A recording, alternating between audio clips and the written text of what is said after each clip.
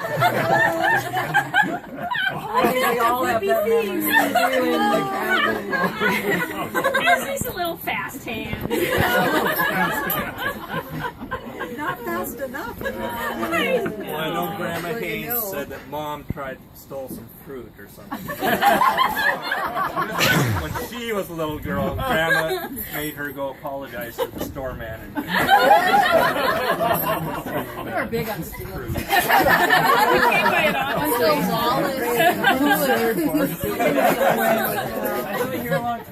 When I was about 4 or 5 years old, living in Missoula, there was a little grocery store, corner grocery store, right next to us. And I fell into bad company. And this little girl told me how to back up to the candy counter and steal candy. So we got out to the alley with it, and Mother came down the alley and caught in the act. She marched me into the grocery store, and I had to apologize to the grocer in person. So, you know, it makes a big impression when it's a personal thing. Very, very much so. Yeah. So anyway, we're the you sold something honest, to somebody. honest Abe. You know, working on the slideshow, you know, and looking over all the photos. Yes, going into different generations, and you know, I'm sure when you were looking at the photos that there are so many good times our family have had, and the reason for that is because you and Dad. You know, it's like you worked so hard to provide wonderful homes for us to grow up in, and you've provided all the wonderful family occasions, wonderful dinners. You taught us how to make beautiful food and to appreciate it, you know. And I remember the first Christmas that we decided to do a themed Christmas, you know, and it just kind of like, it's you know, it's been part of our family, it's part of our life, you know, and it's like our appreciation of fantasy, drama, you know, yes, we're eccentric, and we embrace it, but you know, you and Dad embrace it, you know, and it's made us richer. And you look at these photos and all the smiles and laughter and experiences, the times we had at Club Ed, you know, there's no end to how beautiful, all the beautiful weddings that your graciousness and your generosity. There was no end to it, Mom. Oh, sweetie. No, I'm serious. I am serious. Everybody, seriously.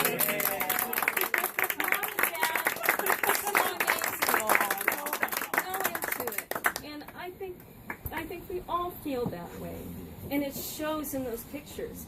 And you know, looking at those, I just, you know, tears came to my eyes, because you get hooked up in your own lives, and you forget these moments, and you go back and you go, wow, you made this for us, and it was really, we're so blessed.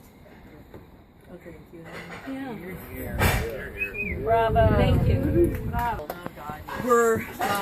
They lived in the same rooming house when they were at the University of Montana, and they were lifelong friends. And I was so lucky to marry into this fantastic family.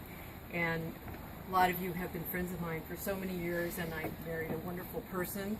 And I just can't think of anybody who would not love Carol. I just can't imagine. She's warm, she's funny, she's probably one of the greatest people I have ever met in my life, and I just feel so lucky to have been part of my family as well as this family. And I just think you're the most amazing person in the world. Sweetie. I have a favorite story to tell about when I first introduced Darlene to my family. It was very scary. And on driving to Linwood, we had to pull off the road, so Darlene kind of You got her shoes. but we got there and we spent the night, and the guest bedroom upstairs, and Darlene and I came down in the morning, and we walked in the kitchen, and Mom has a bottle of vermouth. Her lips.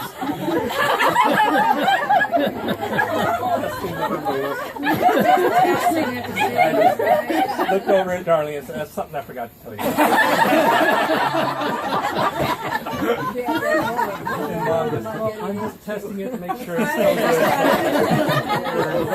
We're cooking some sort of dish tonight. Want to make sure we had good vermouth. Everybody cooks It was a ham. yeah, without tasting the wine. That's right.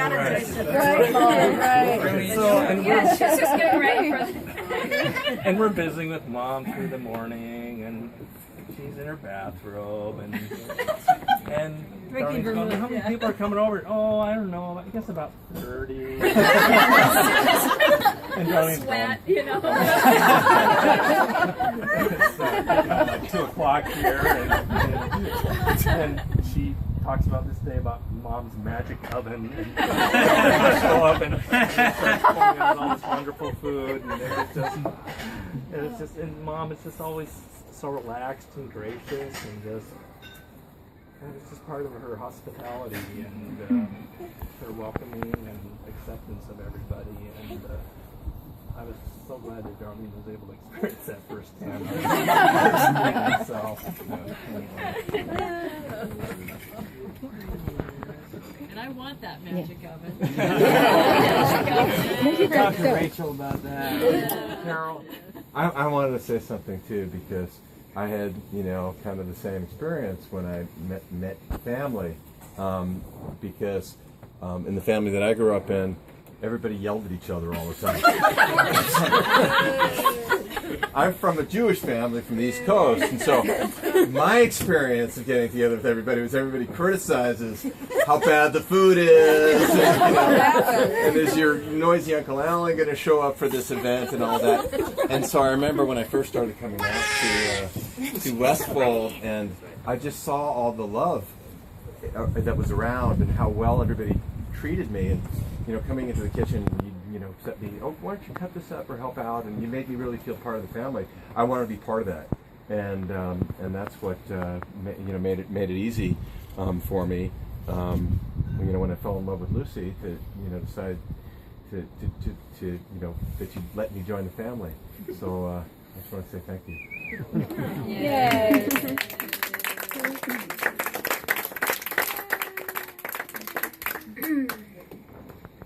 All right, I have something that I'd like to say. Yes! I just want you to know that the basis of my entire moral compass is based on what would Grandma do. And I don't always follow it, but I always know what you would do, and I know I would be better off if I did that. And I've only heard you say ill words about one person in my entire life, and it's the man who bought your house.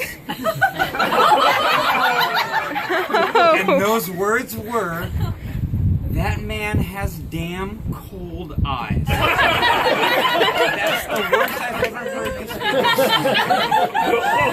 And you will forever be my moral compass.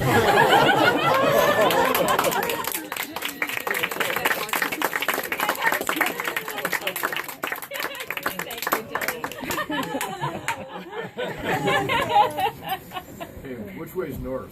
6 extra sons, because it seems like whatever man came into the house with various daughters, they all wanted to be your son. They all wanted to have a mom like It's you. true. It's true. True. So true. At least 6. So many men wear aprons and feed in the